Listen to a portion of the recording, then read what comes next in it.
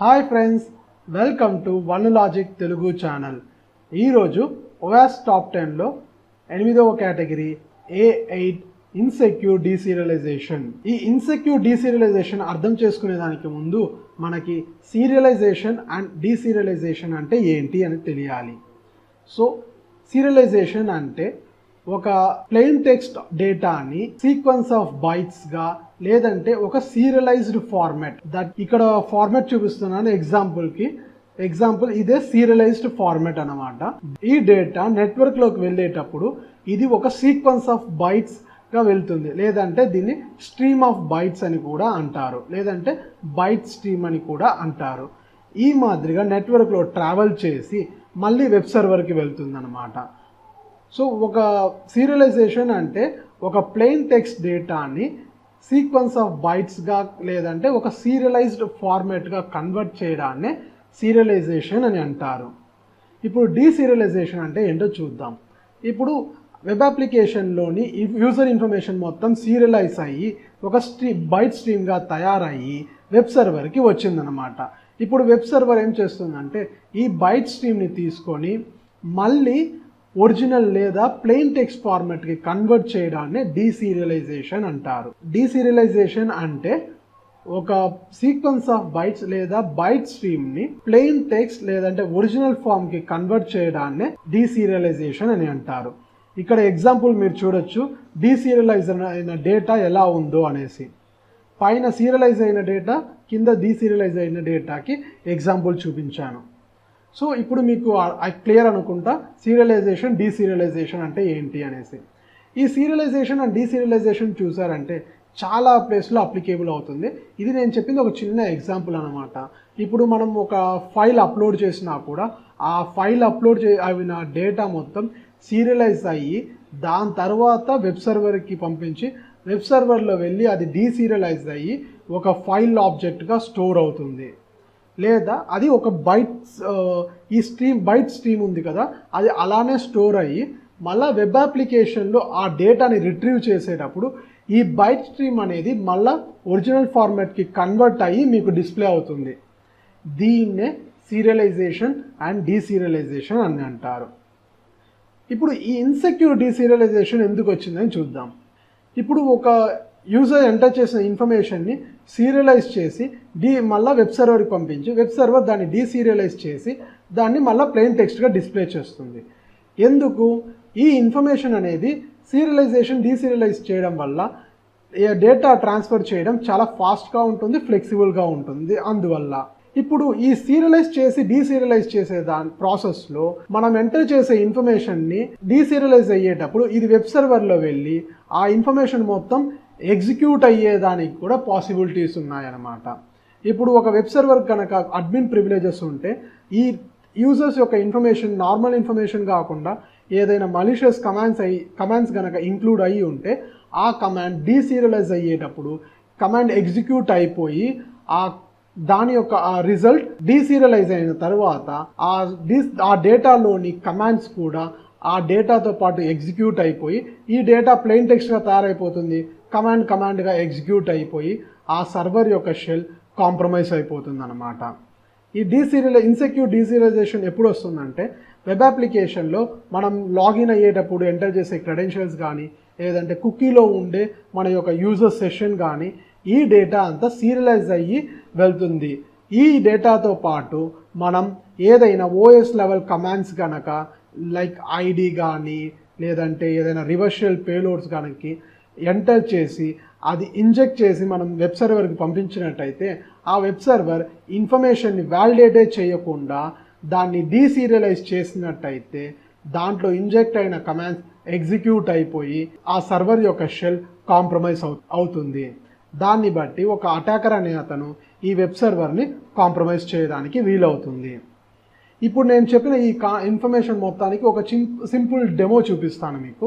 నా దగ్గర ఒక చిన్న డెమో అప్లికేషన్ ఉంది, అది అపాచీ స్ట్రక్స్ 2 మీద రన్ అవుతుంది. సో ఇదే అప్లికేషన్. నేను యాక్చువల్గా ఈ అప్లికేషన్ని వన్ హబ్ CTF ప్లాట్ఫామ్ నుంచి డౌన్లోడ్ చేశాను. సో నా VM IP చూసారంటే 192.168.162.132 అనమాట. సో సో మీకు చెప్తాను ఎలా డౌన్లోడ్ చేసుకోవాలనో.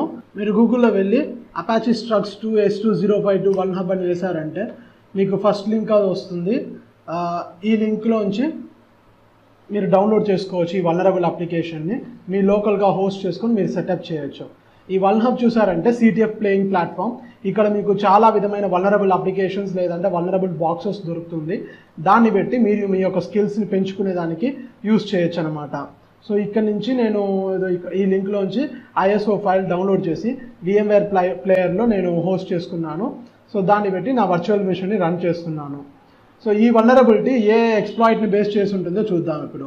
ఇదే దీన్ని CVE 2017-9805 ఎక్స్ప్లాయిట్ డేటాబేస్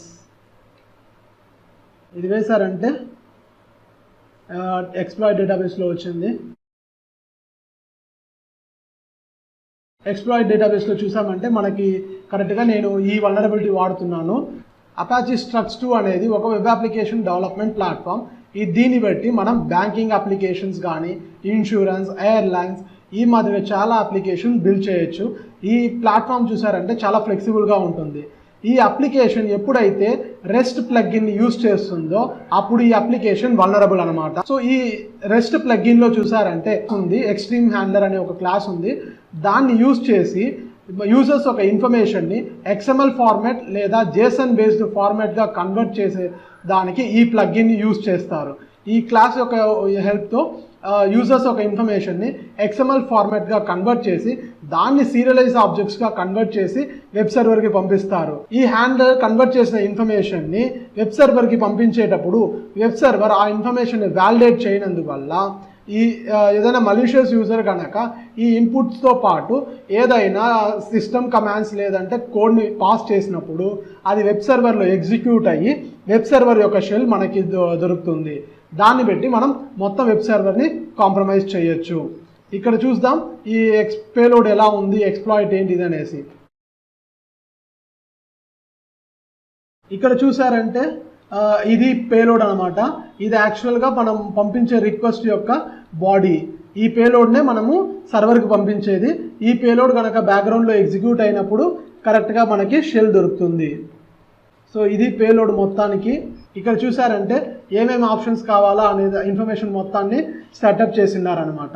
ఈ ఎక్స్ప్లాయిట్ని మీరు డౌన్లోడ్ చేసి అటెంప్ట్ చేయొచ్చు ఈ అప్లికేషన్ మీద. సో ఈ ఎక్స్ప్లాయిట్ డేటాబేస్ గురించి ఒక చిన్న బ్రీఫ్ ఇస్తాను. ఈ ఎక్స్ప్లాయిట్ డేటాబేస్ అనేది ఇక్కడ మీకు ఏ అప్లికేషన్ కావాలన్నా వల్నరబిలిటీస్ లేదా ఎక్స్ప్లాయిట్స్ అన్నీ మీకు దొరుకుతాయి. మీరు ఏమైనా గూగుల్ డాక్స్ వెతకాలన్నా ఇక్కడ దొరుకుతాయి. ఏమన్నా పేపర్ గురించి చదవాలన్నా మీకు దొరుకుతుంది.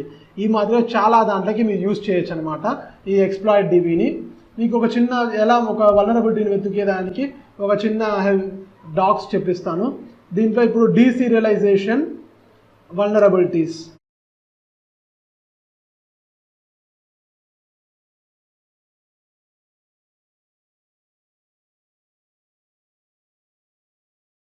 ఇప్పుడు చూసారంటే ఈ ఎక్స్ప్లాయిట్ DBలో డీసీరియలైజేషన్ వల్నరబిలిటీ గురించి ఒక ఆర్టికల్ ఉంది.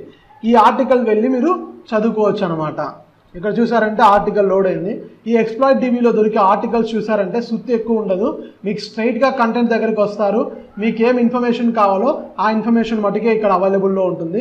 సో మీరు జస్ట్ క్విక్గా గో త్రూ చేసి నేర్చుకునేదానికి ఈజీగా ఉంటుంది. ఇప్పుడు మనం డెమో చూద్దాం.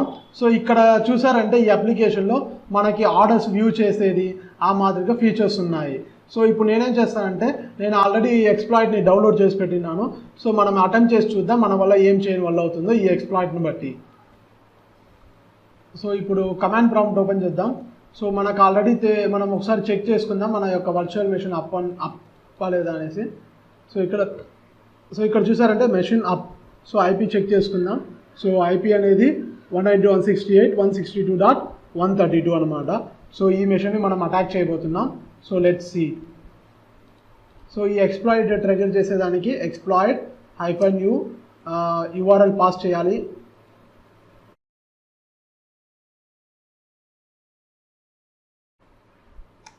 ఇప్పుడు -c కమాండ్ పాస్ చేయాలి, ఏ కమాండ్ అయితే మనకి ఎగ్జిక్యూట్ చేయాలనో. సో నేను జస్ట్ ఒక ఫైల్ క్రియేట్ చేసేదానికి ట్రై చేస్తాను.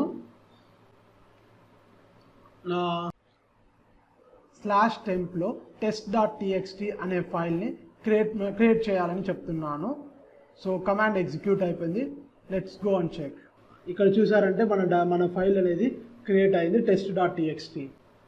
సో ఇప్పుడు నేనేం చేస్తాను, ఒక నెట్క్యాట్ లిజనర్ స్టార్ట్ చేస్తాను. LVP1234 లిజనర్ స్టార్ట్ చేశాను.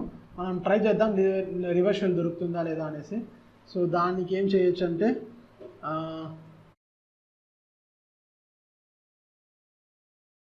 NC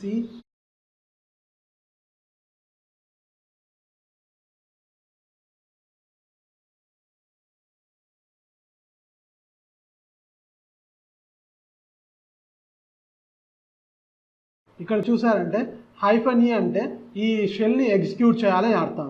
సో దీని యొక్క షెల్ ఎత్తుకొని వచ్చి ఆ పర్టికులర్ పోర్ట్లో కనెక్ట్ చేస్తున్నాం.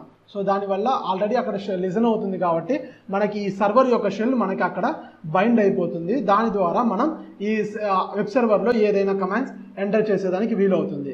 సో ఇది మన యొక్క అటాకింగ్ మెషిన్. సో దీనివల్ల దీని యొక్క IP, దీని యొక్క పోర్ట్. సో ఇది ఎగ్జిక్యూట్ అయిందా చూద్దాం. సో ఇక్కడ చూసారంటే మనకి ఇంకా దొరకలేదు, లిజనింగ్లోనే ఉంది. మన port number 1234-LVP probably command execute అవ్వలేదు అనుకుంటా. ఏం మిస్టేక్.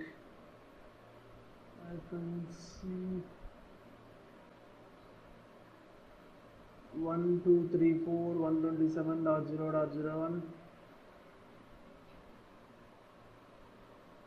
ఒకసారి దీన్ని లాస్ట్ పెట్టి ట్రై చేసి చూద్దాం.